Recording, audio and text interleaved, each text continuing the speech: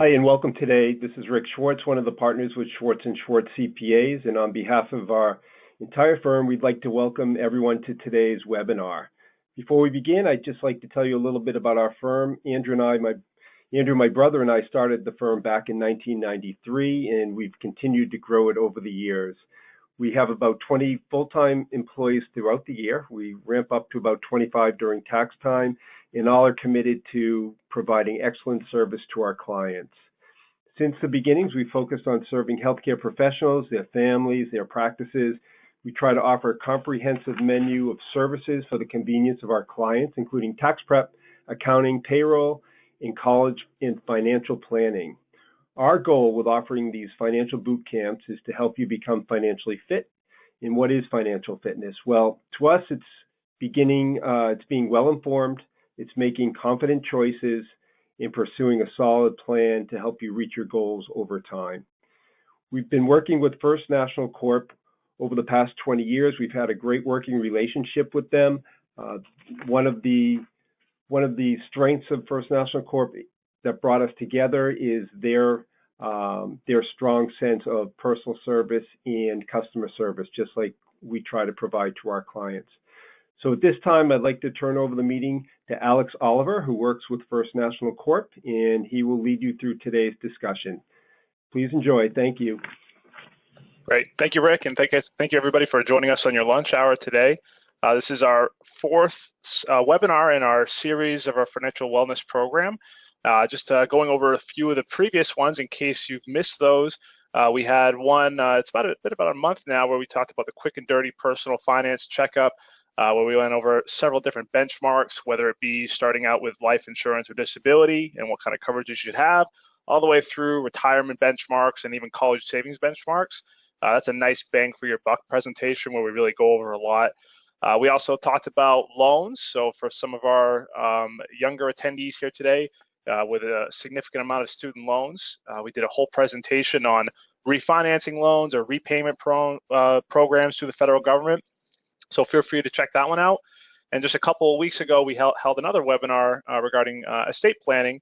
We actually had estate attorney Sean Hagan join that meeting to give us the nitty-gritty on wills and trusts, power of attorneys, healthcare proxies, all those kinds of things.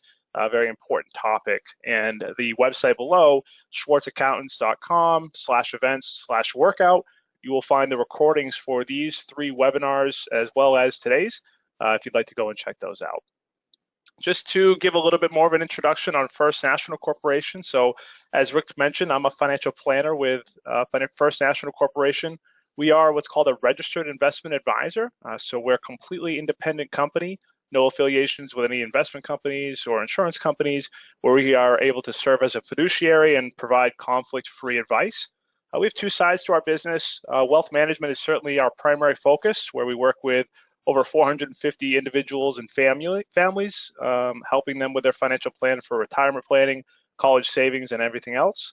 And then finally, we have a dedicated retirement plan practice where we work with over 50 401k, 403b clients and provide this financial wellness service to them as well. So just as a quick disclaimer here, certainly when we talk about college savings, this is a topic that will certainly vary from person to person based on your resources and your preferences. So certainly consult your advisor before enacting any of the strategies that we talk about today, because these will certainly vary. Okay, so let's go ahead and get started. Just a brief overview of what we'll talk about today. I think I'm going to give a little bit of something for everybody here. So whether you have children that are already a couple years from college and you really haven't saved a lot, I think I've got a lot of strategies to help get as much aid as possible and help your child get through the education process without too many loans or too much of a cumbersome burden amount. And then also on the other end of the spectrum, for those young parents that have just had children and maybe be in upper income brackets that know that they are not going to get federal financial aid eventually, we'll certainly talk about that more on the back half of this presentation. So a lot of different areas that we want to make sure that we can both finance and help keep our children involved through this process. I want to make sure I set the table here and talk about why we're sending our kids to college. What we're going to focus on today is really getting a bachelor's degree. Certainly when you're thinking about getting a master's degree, at that point, that's a little bit of a different conversation. At that point, we're talking about more specialization and really ramping up their potential for earnings. But a bachelor's degree has really become the new high school degree, I'd say, where essentially you're almost expected to go and get a bachelor's degree at this point. And the way I would be looking at it is not necessarily as a final stop. Whether they go for a master's degree or just go for other kinds of certificates or specializations, it's likely that your child will have further education beyond the bachelor's degree. So really, I think when we're thinking about what kind of college we're going to go to, we're looking at how is this going to help my child with their personal growth, become more of an independent person, build their self-confidence, broaden their horizons, and build their appreciation of learning. There is a financial component, though, and I do want to make sure I at least acknowledge that. You see these salary numbers and what that can change for full-time workers. I'll also just point out that the unemployment rate for those that have a bachelor's degree is quite low. Even when we had our recession back in 2008, 2009, 2010, you may remember that we had an unemployment rate of around 9 and 10%. But when you actually looked at the numbers, those that had a bachelor's degree, though their unemployment rate was under 5%, those that had a master's degree, the unemployment rate was under 2%. So, even beyond expanding earnings, just overall employability is important when we think about the education costs. And so, one thing I can always emphasize whenever I work with a family is that we're certainly trying to enact any investment and tax strategies that we can, but at the end of the day, we all have the same kind of basic expenses, and somebody who's making 40 grand a year versus somebody who's making 100 grand a year have very different financial lives. And so I think we all understand that at this point, that education is important, and we're going to try and make sure that it doesn't become too burdensome, because some of the numbers that we talk about as far as the cost of college are really quite extraordinary. So I just figured I, again, would set the table here with some of these costs, because when we think about saving for college, I will start to get the general question of, am I saving enough? My next point is to say, for what exactly?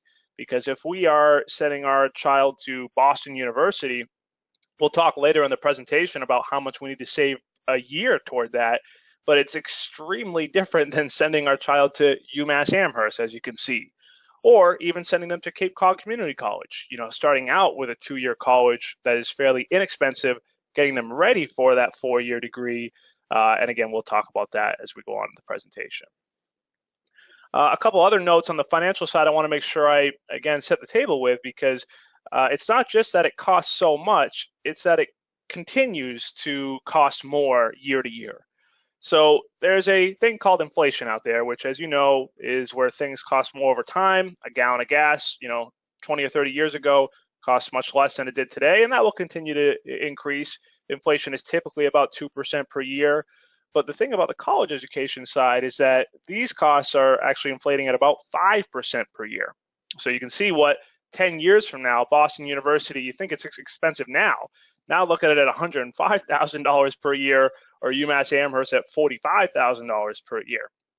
So as we start to think about how are we going to pay for college, we have to remember that putting money into a savings account, putting money into a certificate of deposit or a bond is actually going to lose money if you think about it. If we can only earn 1 or 2% on our money, but college is inflating at 5%, we are not saving enough. We have to invest in a way that will keep up with that kind of inflation.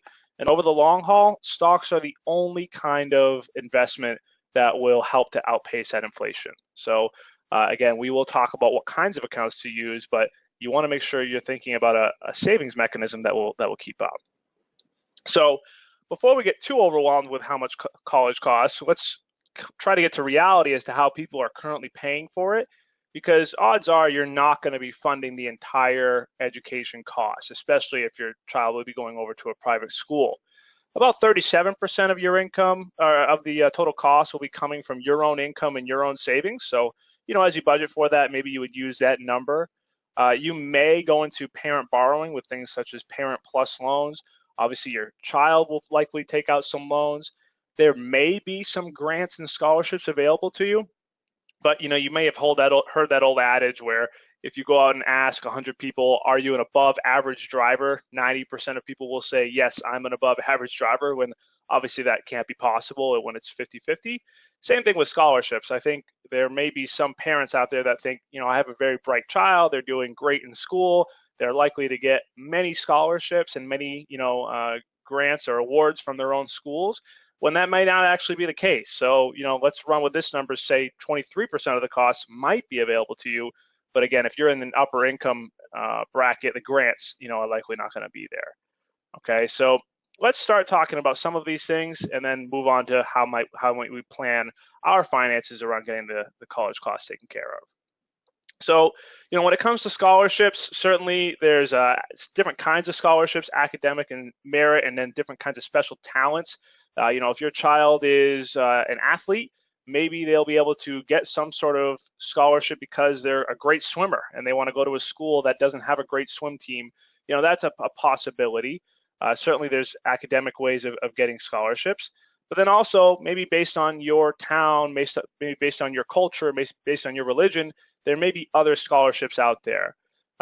Most of this is going to be on you to find, whether that's through you and your guidance counselor or going to collegeboard.com or fastweb.com. You want to find as many opportunities as you can.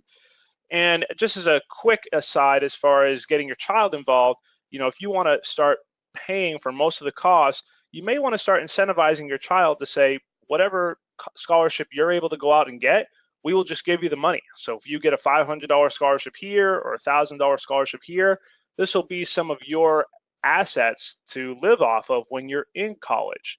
That'll keep them into the process and hopefully start applying to various scholarships. It's not uncommon for a child to apply for upwards of 25 different kinds of scholarships, obviously depending on what each scholarship entails as part of their application. So financial aid, I want to make sure I talk about this because I think a lot of people that I talk to think that they will not have this as an option to them. As I have listed here, about 2 million people don't apply because they think that they make too much. And we'll talk about that formula here in a second, but they think they make too much and therefore I'm not going to get any aid. I want to remind you that to get any aid from your own colleges, you would also have to fill out the FAFSA, or they may have some other forms for you. But the point is that there is no set dollar amount. Just because you make a combined $100,000 per year or $200,000 per year, it's not going to be a set amount that says, no, you're not going to get any aid. One very easy thing to remember about this is that if you have 2 children in college or 3 children in college at the same time, your expected family contribution is going to be much lower. So that actually happened in my case. I went to the University of Maine. I have a younger sister who's 1 year younger than me, and her cost of college to go to a private school, she went to Colby College, actually ended up being less than my program at the University of Maine because we were both in school for those first 3 years. Then once I graduated, her cost of college jumped by $20,000. So it's important that you file this every year. And again, especially if you have 2 children in school. Just to give you an idea as to how they calculate this, most of the expected family contribution is going to rely on your own income. So certainly if you make a significant amount of money, it's likely that you're not going to get any aid. But they will also look at other assets. So, one very common thing is to make sure that you don't have assets in your student's name. If they have their own jobs, trying to get their money out of their own name in some way, shape, or form, because they will look at that for the expected family contribution. But the point here I really want to make is that they will not look at retirement accounts. So if you have a 401k at your own employer, if you have IRAs, that is not considered as part of the expected family contribution. Likewise, for your student, for your child, I should say, if they're working 16, 17, 18 years old, where do we put their money? Maybe in something like a Roth IRA, as an example. We could talk a lot about Roth IRAs in a different conversation, but a Roth IRA is a retirement account, and if your child is saving money there, they won't have as much to put on the financial aid form for their own assets, and it won't be expected to be their contribution. So that's just a very easy idea to try and get as much aid as possible. As far as what kinds of financial aid we're talking about, there are many. Again, there are grants, but they're on a needs-based basis, so maybe not so relevant to the population tuning in today. You may get work study, so you might get a guaranteed job for your child when they go to college. And then obviously there may be different kinds of loans that they get, both federal and private loans, and the interest rates will certainly vary on those, typically starting at 6.8%. So not typically the greatest loans, but something that's certainly bearable and will help them to go to college. Again, I have noted here, this is all good debt, but just be careful. So, when we start to evaluate different kinds of packages from different colleges, it's one thing if the child really knows exactly what they're going to do, and if they're going into a high income field, maybe we can take on a little bit more debt. But if they're not so sure, or maybe they struggle a little bit in high school, we really want to make sure we evaluate how much in loans that we're taking out before we get too committed there. Okay. So now I think for most people, we really have to start talking about how are we going to start saving for college. And so I just have an example here that shows how saving early really makes such a big difference, because when we're starting with 15 years to save at $200 a month, earning 8%, we end up with the same amount of money as if we had waited 10 years but had to contribute $940 per month. I mean, that's a big difference to the budget. So, I'm sure you've seen that before. Compound interest really makes a huge difference. And so starting as early as we can will give you, the most amount of choices. So I think really, where we come to is what to do with that once we decide to save, or whether we should save at all. Because as I mentioned earlier, it will really depend on how much the college costs, how much you want to pay for that. You may decide I'm only going to pay for an in-state school, and if my child wants to go to private school, they're going to be on the hook for that. So we have to come up with a certain amount of money that they want to save. We have to make sure that we are investing. So we had talked about that earlier. If we're doing it in bonds versus stocks, stocks will help us to save less over time due to the expected return. But, I want to make sure I take a step back here as well and make sure we acknowledge that retirement savings is certainly still part of this plan, because it's fairly rare that I might meet a young 40-year-old couple that is on track for retirement. And so I want to make sure that before we go too far down the 529 or college savings plan, that we're evaluating that. Because remember, as we said earlier, if you save too much into the retirement account, that's okay, because you're not going to get counted that against you for the expected family contribution. B, you can actually use some retirement accounts for college expenses, such as IRAs. There's exceptions on retirement accounts that might allow you to contribute to college. So we want to make sure we evaluate that first before diving too far down in this. Assuming you've done that evaluation, and assuming now you've said, okay, Alex, I do want to make sure I save some away for college, I'm going to spend most of this presentation talking about 529 college savings plans. That's certainly the most common type of way that people save for college these days. But I will at least acknowledge that there are other ways of doing it. There are things such as Coverdell ESAs, which are not so popular these days. I'll tell you why in a minute. But they allow you to contribute to both private school and college, but you can only put about $2,000 a year, and they have some income limits. You could use savings bonds. And then as far as taxable investments, your regular investments that you may already use today, CDs, stocks, bonds, real estates, those give you certainly more flexibility and control, but are not tax advantaged like a 529 plan. So when we talk about 529 plans, there are two types. This one, not so popular, but I think in a niche way, if your student is going to go to a certain type of college, this might be the kind of plan for you, because a 529 prepaid tuition plan essentially locks in tuition at today's rates. So you don't have to worry about that whole 5% inflation rate, or maybe it is even more over the next few years. You can get the cost of the University of Maine at 2018's price and just lock it in and make a payment plan to that. You can change beneficiaries. It's still not a student asset, but you have to remember that it's not an enrollment guarantee. You have to also remember that your student may not want to go to that college eventually, so that's certainly a big concern. I did reference one page here, though, that I think is interesting. You may want to check out tomorrowstuitiontoday.org. If you do think you're gearing your child to go to some sort of private institution, there's a similar program where you have access to these hundreds of private schools that have all agreed we will accept you at any of these places. So have an idea as to what college you might want to send your child to. You might look at the list on that page and say, yeah, I think that this is enough of an options to go this route. Again, not a very common option, but I do want to make sure I mention it. Most common certainly is just using a regular 5 to 9 savings plan. So the way a 5 to 9 savings plan works is if you've had a Roth IRA at any point, it works essentially the same exact way. You'll put money in there once it's already come out of your paycheck, once it's already flowed into your checking account. So you're putting after-tax money into the 5 to 9 account. So let's just say I put $10,000 into that account. Once it grows over the next 18 years, as my child is growing up, whatever growth occurs on that initial $10,000 will be tax-free as long as we use it for college education purposes. That is different from if you had just gone and invested on your own.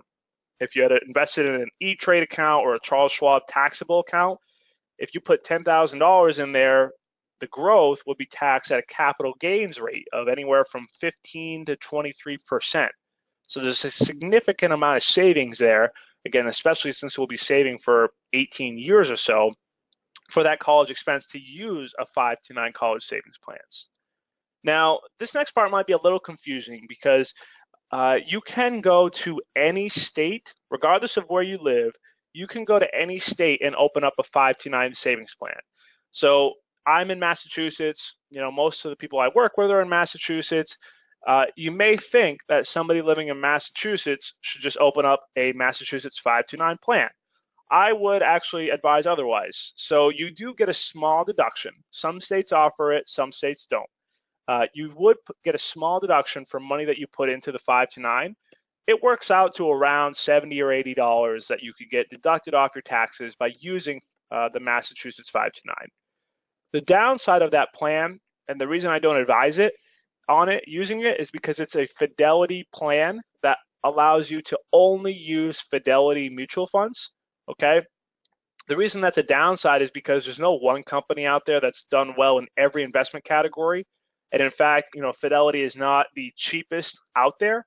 So what I end up recommending are to use other kinds of 5 to 9 plans. Specifically, lately, we've been using the 5 to 9 plan from the state of Utah because Utah has both Vanguard and DFA funds that have lower expense ratios and allow us to have a little bit more customization there. We lose that small deduction, that $70 or $80 that I talked about, but we make it up in lower expense ratios and better investment results in our opinion. So, again, you could go ahead and just use the Fidelity plan from Massachusetts, or you could look elsewhere. You can look up a site called Morningstar. They rate 5 to 9 plans, and again, the Utah plan, the Vanguard Direct plan are also typically very highly rated plans. Okay, so just to round this out a little bit, there are no income or age restrictions. There's technically no contribution on how much you can, no maximum that you can contribute. However, I'll just remind you that you can only move $15,000 per year as a gift to a child. If you're married, the two of you could put $30,000 per year into the 5 to 9 plan as a gift. Now, that obviously means that maybe a grandparent could put another $15,000 in there if they wanted to. I'll also just end by saying that there's a 5-year forward averaging component there where if you're a kind of a more affluent person and you want to start really flooding assets in there, you can put 5 years worth of gifts in there, which works out to about 75 grand, and start out the 5 to 9 with that money. And 75 grand growing at 8 or 9% a year is going to get you off to a great start for getting that college education started. So that's just something to keep in mind if you're in that position. One thing I also want to mention, just that last bullet point there, this is a change. So as you may remember, in December, we had a new tax legislation that really changed a lot of the rules. And one of those rules that changed was that 5 to 9 college savings plans can now be used for private school, K through 12, as well as college expenses. So in the past, I had mentioned the Coverdale accounts earlier. In the past, I might have clients that are a little concerned because they want to have money set aside for their private education expenses, but they couldn't use the 529 accounts for that. Now you can. So now it's even more flexible. And whether you want to use it for that or just save it for the ages 18 through 22 when they're off to get their bachelor's degree, that's up to you. So I think that even makes this even more favorable.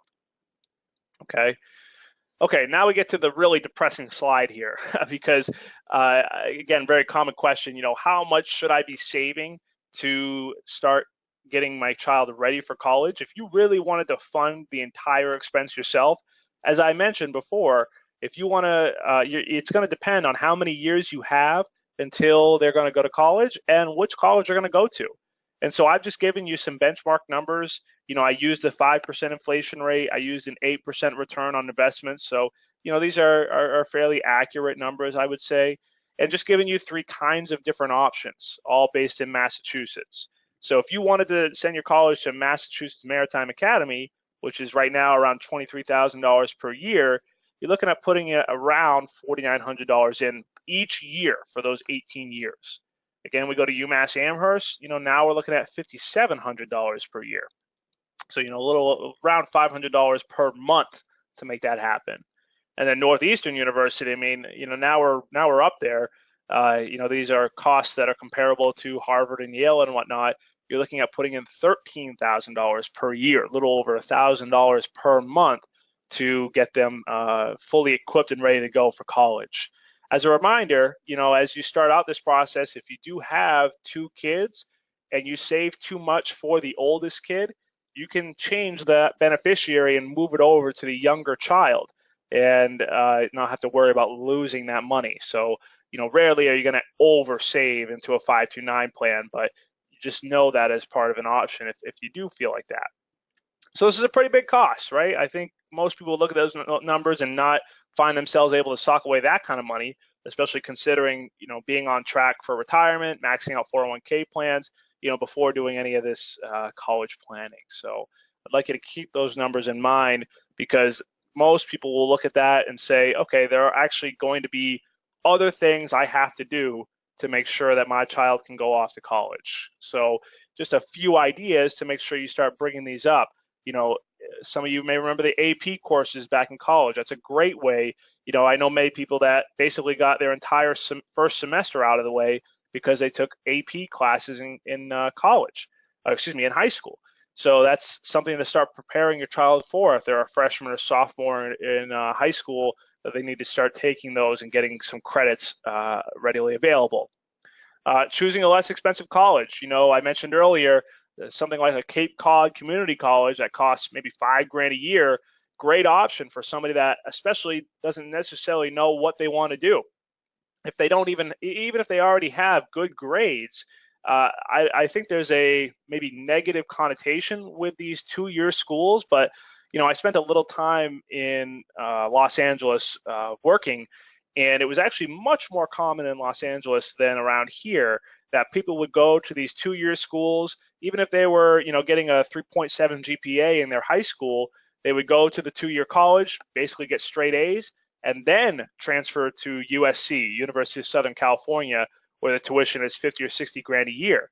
But all their credits transferred, and they were obviously in a much better financial position because they did those first 2 years at a community college. So I would like to see more people looking at that option if you're not going to be able to fund the whole bill.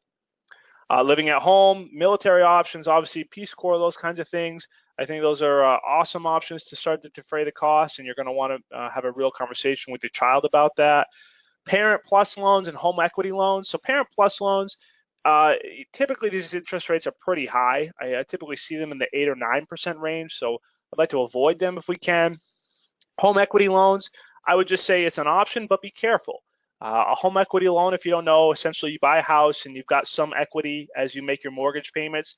Some people will tap that home equity to pay for the college expense. It'll be a much lower interest rate. And so I think in some ways it can be a good idea. You just want to make sure you're not over leveraging yourself, meaning you're not putting yourself into too much debt, because if you want to sell that house in the next 4 or 5 years, or a recession comes and you're out of a job and you've already tapped this emergency fund, you might be stuck in a tough position. So I would encourage you to look at that one very carefully before you use it too fast. Okay. Okay, a couple other notes here I just want to make. I think a nice resource that you might want to take out of this as far as thinking about what kinds of colleges you'll want to have your child apply to. I like this Kiplinger list. Kiplinger is just a financial magazine, and they every year put out the list of the best college values. So, we look at these extraordinary prices. For me, I like to know, okay, yes, Princeton, as an example, which is number one on this list for private universities, comes in at a total cost of around $58,000. So that's a pretty big number. But with private colleges, they might be offering out more aid than others. So in Princeton's case, they're offering out a significant amount, about $42,000 per year. And so the average debt of a child graduating from Princeton is around $6,000. And you can see the rest of the numbers for these other schools. They aren't too bad. So these last two columns here, the average debt that they graduate versus the salaries that they end up making, these private schools actually look great. So this is just an example. You can see there's a few other options here. I'll just give you a few ideas in case you don't want to go to the list yourself. In New England, the best private schools for value, if you will, are Harvard, Yale, MIT, Dartmouth, Brown, and Boston College. If you want to start looking at liberal arts schools, they come out to New England, the Williams College, Wesleyan, Middlebury, Amherst College, and Bowdoin up in Maine are all great schools on this list. And then interestingly enough, in New England, the public schools, none of them actually make the top 50, which was kind of disappointing to see. UMass Amherst came in at number 56 and University of Vermont came in at number 85. But there might be other colleges that can give you a credit and you can actually still go to for a low cost, even if it's out of state, that you might want to look at if that's the kind of college that you're looking into. Okay, so hopefully, I've tried to go through several resources here very quickly. Certainly the college education topic is a huge one. I would encourage you to make sure that you're sitting down and evaluating the entire financial plan.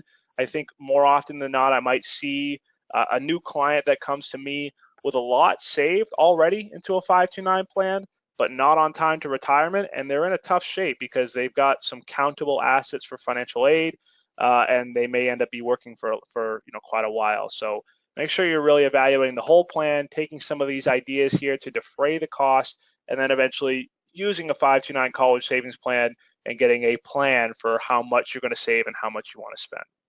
Okay. So that wraps us up. This is our website here, fncadvisor.com, which will give you a little idea as to the different kinds of services we offer if you're interested in more outside of the college savings ideas that we talked about today. We also have a newsletter that you're welcome to sign up for. You can just go on our website and leave your email address or send me an email. I'd be happy to get you on that list where we write various different blogs that go into this topic even in more detail, as well as the other various financial topics that are out there. Our blog here, you can go and see fncadvisor.com/blog. My LinkedIn, feel free to connect with me on LinkedIn or send me an email, alex@fncadvisor, or give us a call if you'd like any more consultation on this topic. Thank you, everybody, for joining us on the lunch hour today, and have a great week.